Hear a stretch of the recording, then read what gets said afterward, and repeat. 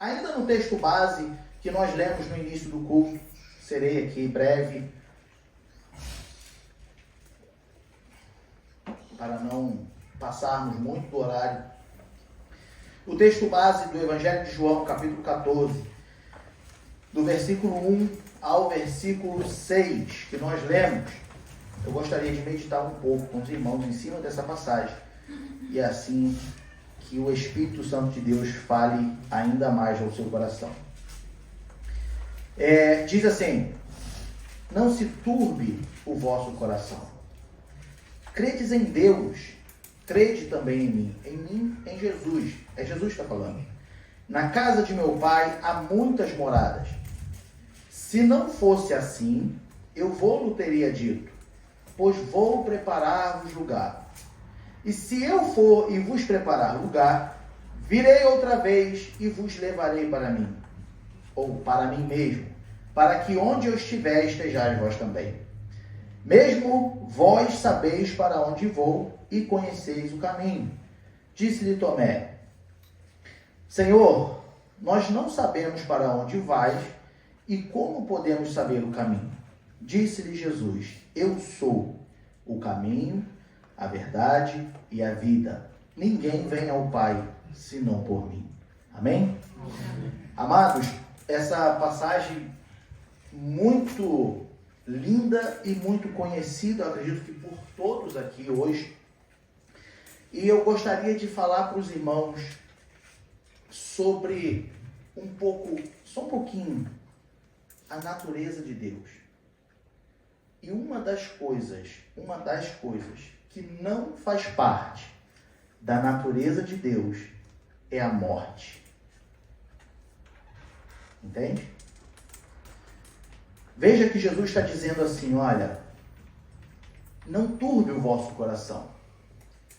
Crede em Deus, crede também em mim. Aí ele diz assim, na casa de meu Pai há muitas moradas. Quando Jesus fala isso, ele está falando assim, olha, já está preparado. Quando Jesus fala há, é porque já está pronto. Já era o propósito de Deus, desde o início, que o homem morasse com ele. Que o homem estivesse com ele. Por isso ele diz, há muitas moradas.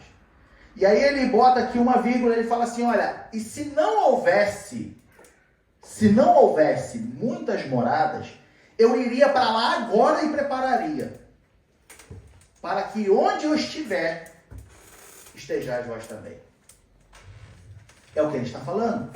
Ele diz assim, olha, se não fosse assim, ou seja, se já não houvesse morada na casa do meu Pai, eu teria dito, vou preparar-vos lugar. E aí ele continua, e se eu for e preparar lugar, vos preparar lugar, virei outra vez e vos levarei para mim mesmo, para que, onde eu estiver, estejais vós também. Desde o início, Deus tem um propósito, que o homem fique com ele. Desde o início, o propósito de Deus não era que o homem se afastasse dele. Se nós formos ver ainda aqui em Mateus, capítulo 25, quando Jesus está falando do julgamento do mundo, Mateus 25, versículo 34, ele diz assim, o que comprova que já tem morada pronta, ele diz assim, 25:34, então dirá o rei aos que estiverem à sua direita, vinde benditos de meu Pai, possuí por herança o reino que vos está preparado desde a fundação do mundo. Desde quando Deus cria o homem, o propósito de Deus não era se afastar do homem. O propósito de Deus não era que o homem se afastasse dele. Se nós formos olhar, nós vamos ver que desde o início, Deus poderia ter matado o homem. Se nós retrocedermos ainda um pouco e não vou entrar nessa parte, mas só passando por essa parte, desde quando Satanás peca, que começa o pecado, o primeiro pecador, Deus tinha a oportunidade de exterminar Satanás. E Deus não exterminou. Deus lançou fora dos céus. Aí agora Deus cria o homem. No princípio de tudo, o homem lhe desobedece. Deus tem a oportunidade de acabar com o homem e refazer, começar do zero. Mas Deus não faz. Porque a morte não faz parte da natureza de Deus. Eu posso te dizer, sabendo que a morte não faz parte da natureza de Deus, eu posso te dizer que Deus seria incapaz de matar um homem naquele momento por conta própria diretamente. Por não fazer parte da sua natureza, ele se afasta, ele castiga o homem, assim como castigou o Satanás.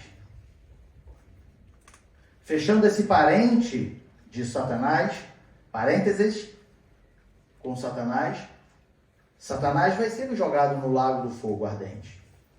Terá o seu julgamento.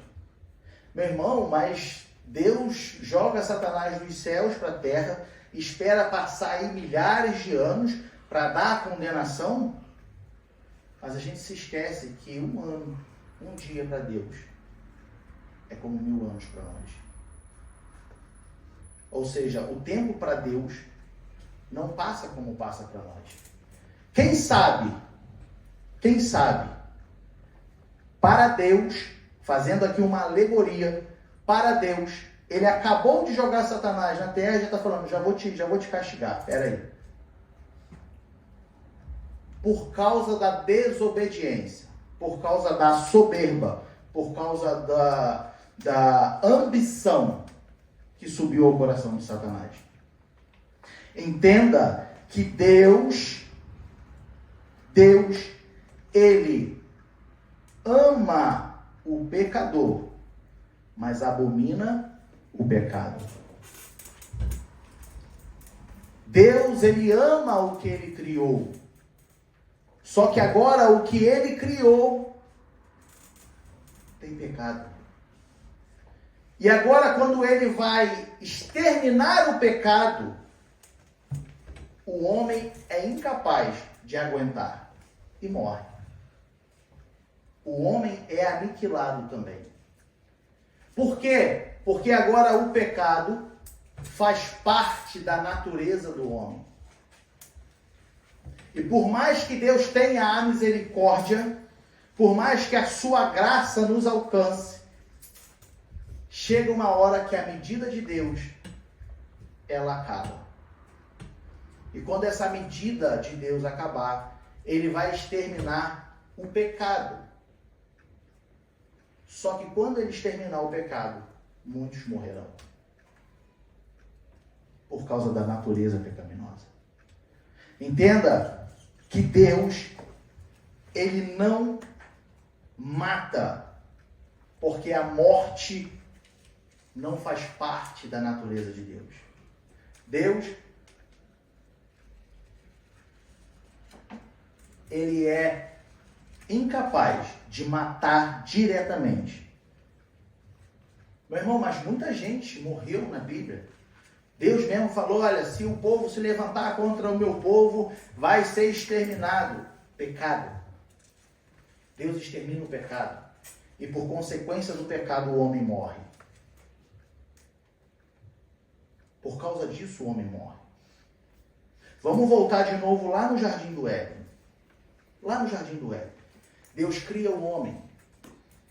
E aí, vamos lá em Gênesis 2, 16 e 17.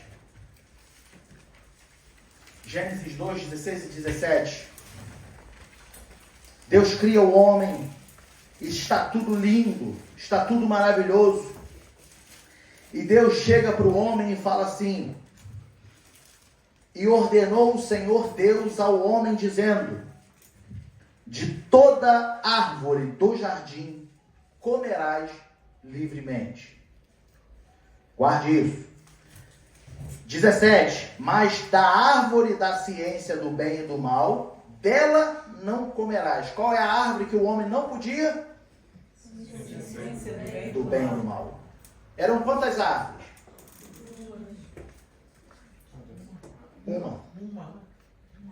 Uma árvore. No versículo anterior, a gente vê Deus falando assim: de toda árvore comerás livremente. Mas da árvore da ciência do bem e do mal não comerá. Se nós vermos no capítulo 3, versículo 22 a 24, ele diz assim: então disse o Senhor Deus, eis que o homem é como um de nós, sabendo o bem e o mal.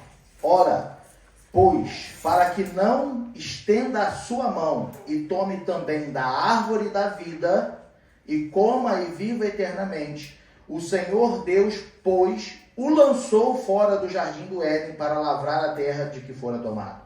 E havendo lançado fora o homem, pôs querubins ao oriente do jardim do Éden, e uma espada inflamada que andava ao redor, para guardar o caminho da árvore da vida. Irmão, o que você quer dizer com isso?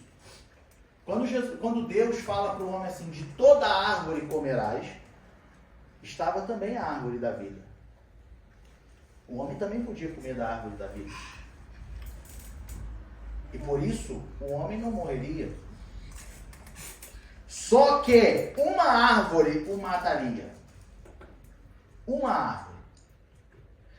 Vamos imaginar, porque a Bíblia, ela não me dá a precisão de tempos. Mas vamos imaginar que o homem, andando pelo jardim, comia, via uma fruta, comia outra. E no meio dessas estava a fruta da árvore da vida. E ele comia, e toda tarde o Senhor se apresentava a eles. E aí Adão, e aí Eva, como vocês estão? Vocês estão bem? Estão admirando? Estão cuidando? Estão velando do jardim? Vocês têm alguma dúvida? Eu estou aqui. E o homem conversava com Deus. Deus visitava o homem. Quando o homem come do fruto que o mataria, Deus automaticamente protege a árvore da vida e os lança fora. Sabe o que isso quer dizer?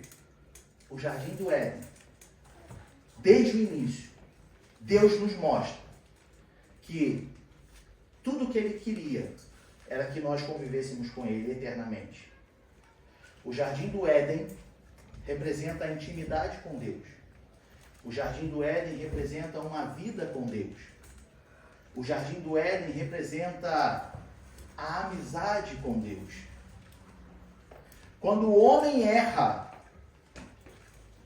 ele perde o direito de andar com Deus. Quando o homem erra, a desobediência, o pecado que agora há no homem, o afasta de Deus. Tirando então a permissão, o direito de viver intimamente com Deus. Só que a consequência disso é o quê? A morte. O jardim do Éden representa a intimidade com Deus. O homem saiu do jardim do Éden, agora ele morre. Deus automaticamente diz assim: se você não tem comunhão comigo, você também não tem direito à vida eterna. Se você não tem intimidade comigo, você também não pode viver eternamente. Deus tira o homem do Éden e agora o homem morre. O homem, por mais que viva alguns anos, o homem morre. Por mais que viva muitos anos, mas espiritualmente o homem também morre.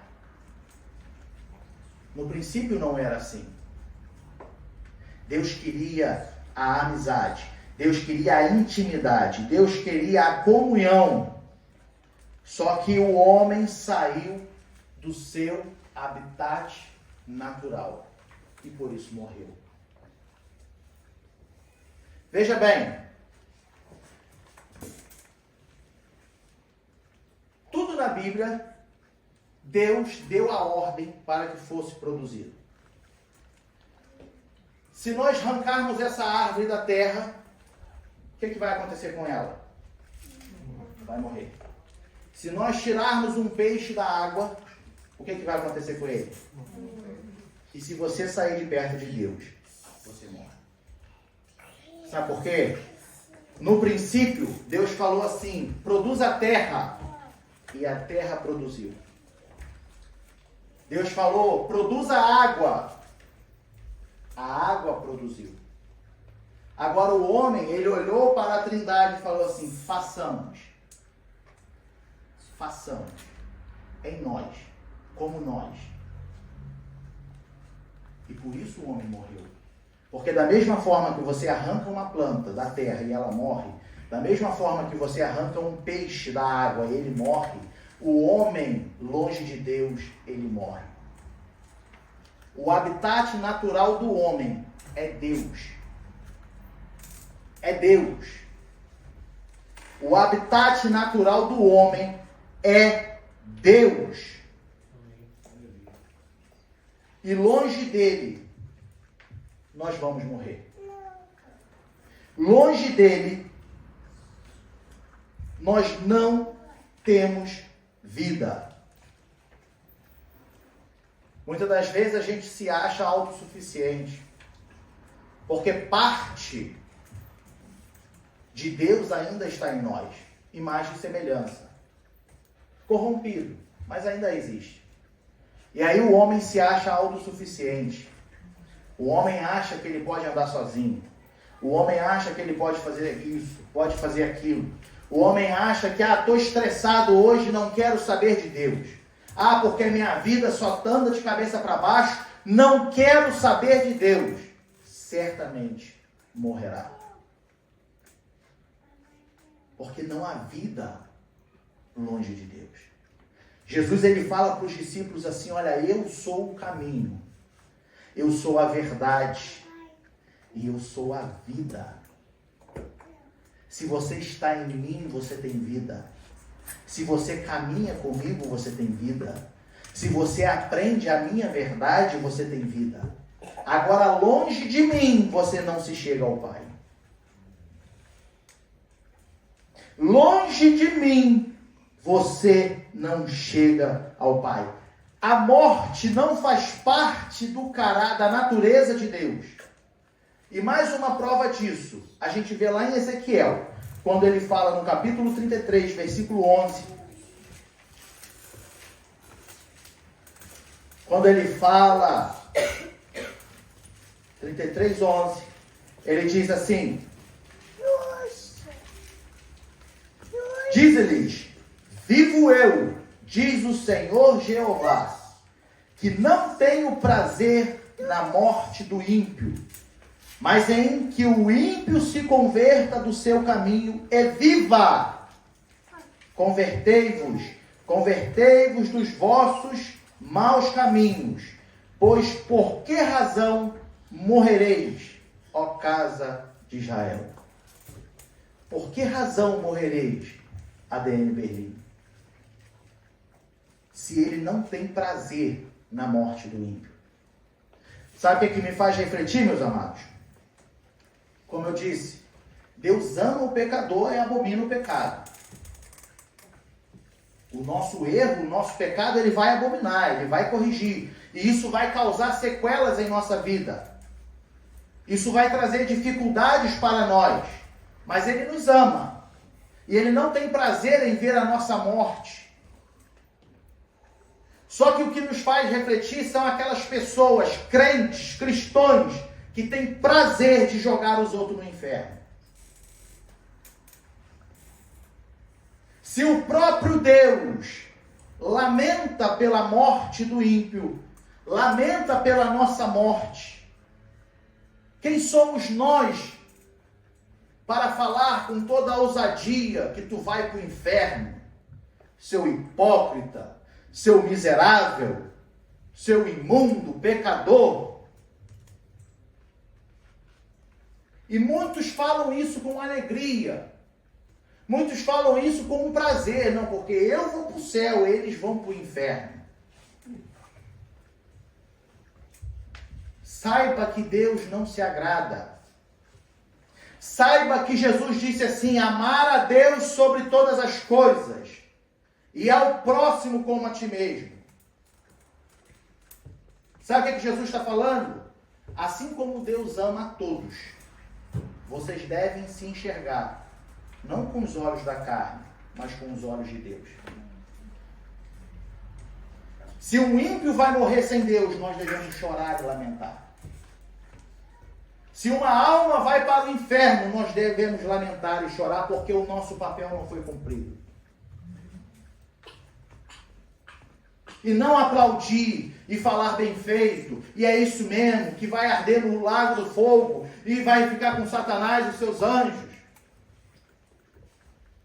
Nós devemos lamentar. Meu irmão, mas em alguns momentos, no Novo Testamento, nós vemos a Bíblia nos orientando que nós devemos nos afastar daqueles que são amantes de si mesmos, dos falsos doutores, das falsas doutrinas. Nos afastar sim. Agora, se alegrar com isso, não. Infelizmente, eu me afasto. Infelizmente, eu não ando com eles. Sabe por que infelizmente? Porque eu lamento o final deles. Se eles não se arrependerem, se eles não se consertarem, eu lamento. E não por prazer, vou te botar para fora, porque você é um pecador, porque você prega heresia, porque você não quer se consertar. A Bíblia diz, a Bíblia te dá respaldo para você corrigir e até se afastar da pessoa, mas a Bíblia não diz isso para que você se alegre, para que você sinta prazer. Isso é interpretação humana. Sabe por quê? Porque o pecado que mora em você, em mim, ele nos proporciona o ego, o orgulho, a soberba, o sabe tudo, o melhor, o santarrão, é isso e é aquilo. E você e eu somos pobres pecadores que, se não vigiarmos, estaremos junto com eles. Que prazer é esse que sentimos por ver o ímpio ir para o inferno? Ah, porque eu preguei e ele não quis ouvir? Então, que ele que se exploda para lá com os erros dele e ele que se entenda com Satanás lá no inferno. Meu irmão, está repreendido em nome de Jesus. Os seus olhos devem ser como os olhos de Deus. Amar o próximo como a si mesmo. Eu quero chegar no céu e eu lamento por ver muita gente não indo para o céu. E não só lamento, o que eu estou fazendo para mudar isso? O que eu tenho feito para reverter essa situação? Meu irmão, mas você não pode salvar o mundo. Eu não posso salvar o mundo. O que eu vou fazer? Você não vai fazer. É o Espírito quem faz. Mas o salmista diz que Deus sonda os corações. E se você ficar pagando de fariseu, porque eu sou religioso, porque eu sou doutor, porque eu sou isso, eu sou aquilo, Jesus falava assim, olha, os discípulos, não sejam como eles, hipócritas. Não sejam como eles, que não são capazes de mover um dedo para cumprir o que pregam. Que sabem condenar. Os fariseus sabiam condenar. Os fariseus sabiam apontar o dedo. Os fariseus iam para a rua e oravam não para adorar a Deus, mas para mostrar que eram os santos. O fariseu e o publicano dentro do templo. O fariseu, Deus, eu te louvo porque não sou como esse pobre, miserável publicano. E o publicano, oh Deus, tem misericórdia de mim, que eu não sou nada. Cuidado para não se tornar um fariseu. A morte não faz parte da natureza de Deus. E por isso ele não se agrada da morte do ímpio. Ele quer você com ele. Ele quer que a gente continue com ele. Ele quer poder cear contigo lá no céu. Ele quer poder andar contigo, como o apóstolo Paulo diz, que lá nós o veremos como realmente ele é. E nós o adoraremos. Nós nos alegraremos. Nós estaremos juntos com os nossos corpos transformados. E não haverá mais o pecado em nós. E será só alegria, será só louvor, será só adoração diante do nosso Deus. Agora não lamente com a morte do ímpio. Se o próprio Deus ele não tem prazer, quem somos nós para ficar se alegrando? Porque eu ensinei, eu tentei falar, então agora, não, meu irmão, chore na presença de Deus. Deus, o Senhor viu o que eu tentei falar.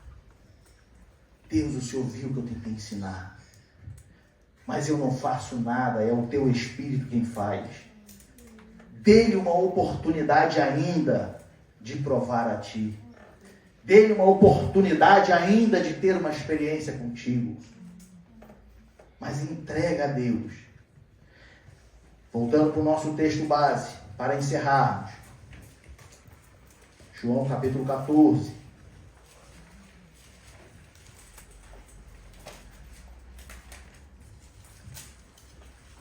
Jesus ele diz para Tomé: eu sou o caminho e a verdade e a vida. Ninguém vem ao Pai senão por mim. Veja que Tomé,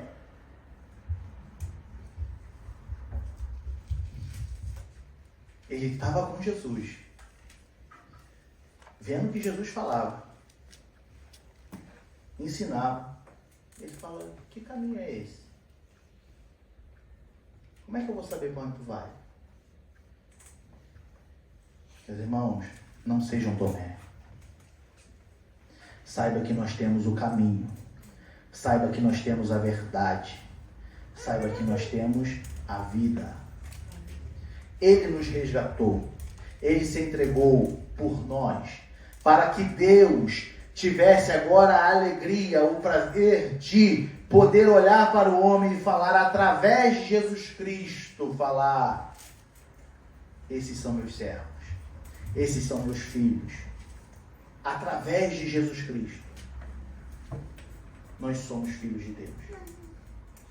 Através de Jesus Cristo, nós chegaremos até Deus. Com Jesus Cristo, nós vamos caminhando todos os dias. Com Jesus Cristo, a aflição vai vir? Sim. Tempestades virão? Sim. Mas Ele está no teu barco e vai acalmar a tempestade. Aleluia. Ele está contigo e vai te dar força. Aleluia. Ele vai te capacitar. Ele vai te ajudar, porque Ele é o caminho. Ele vai te exortar, porque Ele é a verdade. E Ele vai te dar vida, porque hoje você vai morrer. Se você estiver fora de Jesus Cristo, você não tem vida com Deus. Amém? Vamos encerrar cantando só aquela partezinha do corinho que a nossa irmã cantou. Assim, ó. Agora me regozijo, desde que o aceitei, e na tempestade eu posso sossegar,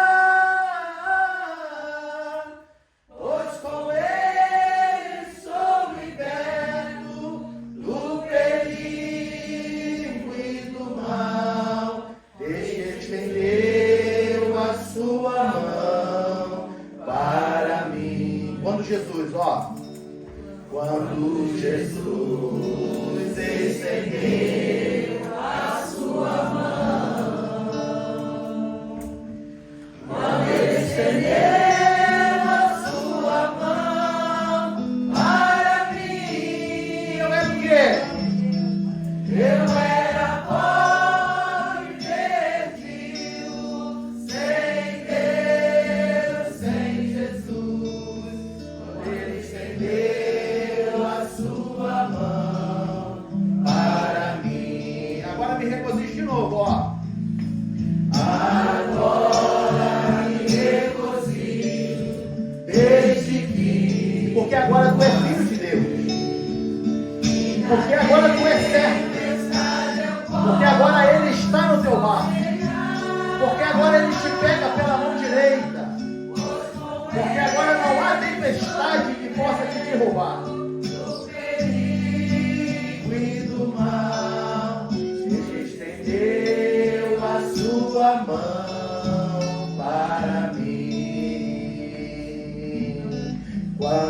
Jesus estendeu a sua mão. Quando ele estendeu a sua mão para mim, eu era pobre, perdido, sem Deus, sem Jesus. Quando ele estendeu a sua mão para mim. Diga para o irmão que está ao seu lado assim: não se afaste de Deus, senão você vai morrer. Não se afaste de Deus, porque longe dele não há vida. Não se afaste de Deus, porque ele é o nosso habitat natural. Em nome de Jesus. Amém? E Deus continue abençoando a amada igreja.